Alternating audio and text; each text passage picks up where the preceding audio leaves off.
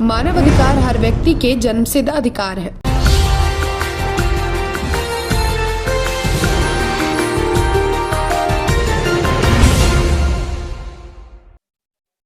नमस्कार, आप देख रहे हैं एपीएस न्यूज 24 लाइव और मैं हूं आपके साथ ज्योतिका।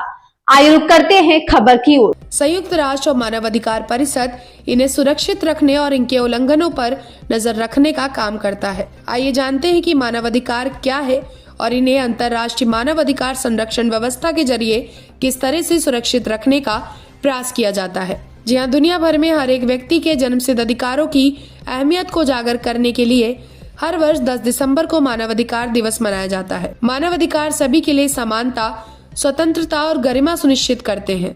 मानवाधिकार किसी देश या सरकार की ओर से नहीं दिए जाते, बल्कि ये अधिकार हर एक व्यक्ति को उसके मानव होने के नाते स्वतः प्राप्त होते हैं। मानवाधिकार जाति, लिंग, राष्ट्रीयता या धार्मिक मान्यताओं से ऊपर है और सभी के लिए समानता व गरिमा सुनिश्चित करते हैं। मानवाधिकार में जीवन और स्वतंत्रता का अधिकार, दासता और यातना से मुक्ति, विचार और अभिव्यक्ति की स्वतंत्रता, रोजगार परक काम करने और शिक्षा का अधिकार और अन्य अधिकार शामिल है। ये अधिकार सभी को बिना किसी भेदभाव के प्राप्त है। संयुक्त राष्ट्र इन अधिकारों की रक्षा और करने में महत्वपूर्ण भूमिका निभाता है।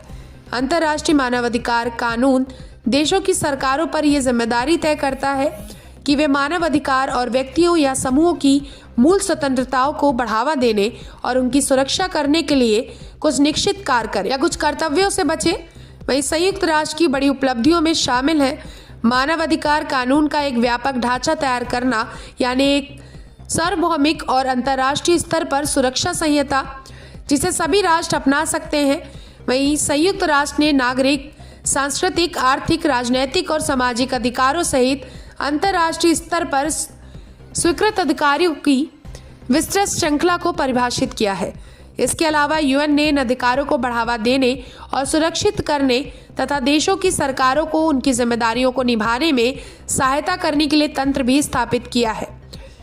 दूसरे विश्व युद्ध के अत्याचारों से मिले सबकों से प्रेरित होकर संयुक्त राष्ट्र की स्थापना के बाद 1948 में सार्वभौमिक मानवाधिकार घोषणा पत्र यूडीएचआर अपनाया गया था।